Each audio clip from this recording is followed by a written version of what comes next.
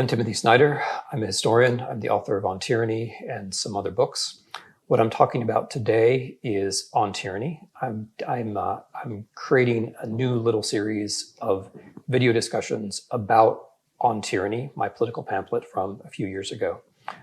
The reason that I'm doing this is that I've updated the text of the book to take account for what's happened in the last few years. But more importantly, the reason I'm doing this is that On Tyranny is appearing again in a new edition in October of 2021, new because illustrated, new because much more beautiful and interesting, thanks to the work of Nora Krug. So this project that Nora and I have been doing together comes to fruition this fall. And this is the occasion for me to take a moment to think back about the 20 lessons, which remain unchanged. I've changed some of the text after them to take into account new events. The 20 lessons themselves remain unchanged. So this is an occasion for me to think back to the 20 lessons and to think forward about what they're going to mean in the months and years to come. This is the third little video in this series, which I'm going to call, I think, Timothy Snyder Speaks About On Tyranny. So we're doing lesson number 3. Lesson number 3 is Beware the One-Party State. The parties that remade states and suppressed rivals were not omnipotent from the start. They exploited a historic moment to make political life impossible for their opponents. So, support the multi-party system and defend the rules of democratic elections. Vote in local and state elections while you can. Consider running for office.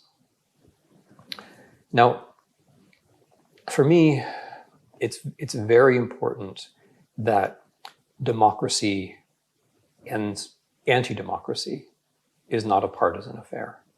The temptations that lead us or our political leaders or the leaders away from democracy are old and have been understood, in fact, for a couple thousand years.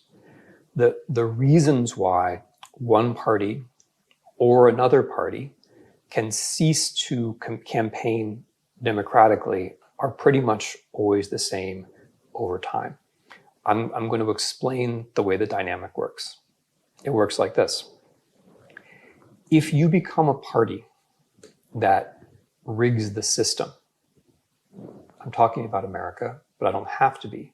We know this from examples, modern examples from the last 100 years.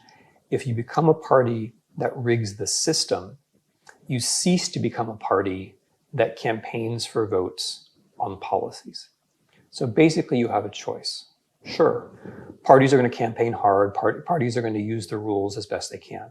But when your main issue is rigging the system, when your main concern is not the population, but how you're going to game the elections, then you cease to become a democratic party. And this works over time. The longer and the better you get at gaming the system, the worse you are at actually speaking to people and coming up with policies that speak to them. So you're making a choice. The further you go down the road of gaming the system, the further away you are from being democratic. Not just because you're gaming the system, but because you're ever less good at actually competing. So how does this work then? After a certain point, you as a political party have to believe in a single party system because you can't afford to have elections. You know that in non-gamed elections, non-rigged elections, elections where you didn't make or exploit the rules, you would lose. So you can't afford to have normal elections. You start to take for granted that elections in some way are just a ritual to keep you, your people, the right people, as you see it, in power. You start to say, for example, that you always win. You tell the lie that you always win. Your party always wins. You say that, as of course Mr. Trump and a number of his allies said in the year 2020. You start to talk about elections as just being something that you win. That's the definition of an election. As you're doing this, of course, you're changing the rules as hard as you can, and perhaps most dangerously, you're sculpting the electorate you're creating second-class citizens. You're making it easier for some people to vote and harder for other people to vote. If it's the United States in 2021, you're probably pretty careful about how you talk about what you're doing, but you're doing it all the same. You're making it easier for some people to vote and harder for other people to vote. As you exclude people from the electoral system, you're creating potential for violence in two different ways. One is that people don't like to be excluded. And again, one doesn't have to talk about the United States here. This is a general tendency apparent from history. If you push people out of elections, if you push people out of an electoral system, if you deny them a voice in a democracy, they will seek other ways to make their voices heard. But as we saw on January 6, 2021, you're also making violence more likely in another way. Because as you push some people out of the system, you're teaching other people that they always win. You're teaching other people that elections are the same thing as their winning. You're making it harder and harder for your people, as Mr. Trump put it, to distinguish between there being an election and winning. And that also makes violence more likely, because it means that if an election doesn't go the way of your party, people will resist violently, as we have already seen. Right? It's so easy when pronouncing these words, and perhaps for you and listening to them, to think about this as hypothetical, as political science. But we just watched this all play out. We watched this scenario play out step by step, word by word, in the 2020 American presidential election. We may not want to look hard at it. We may want to turn away. We may want to imagine the future is going to be better. But this just happened. So, to beware the one-party state, what we have to be able to do is believe seriously in the simple principle that each person has one vote.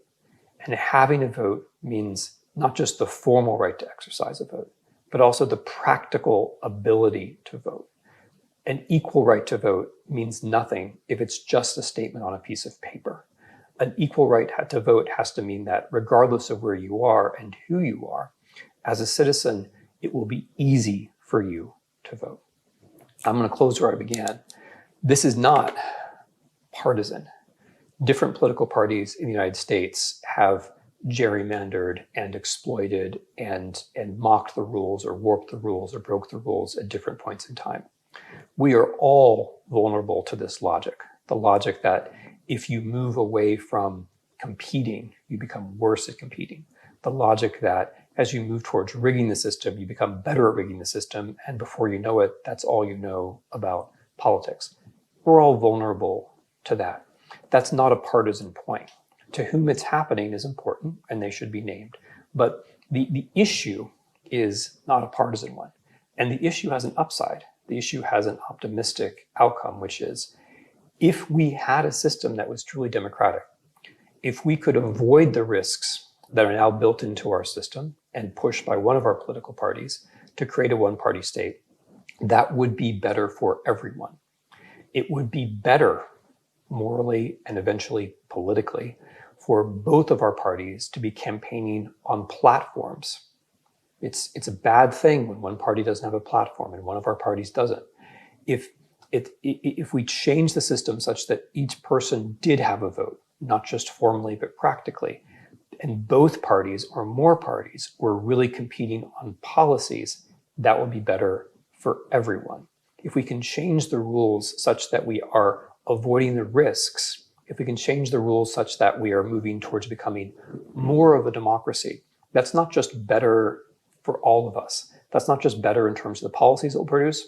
It'll also give us better political parties that our children and our children can vote for with pride, rather than thinking, oh, that was the party that started this armed insurrection.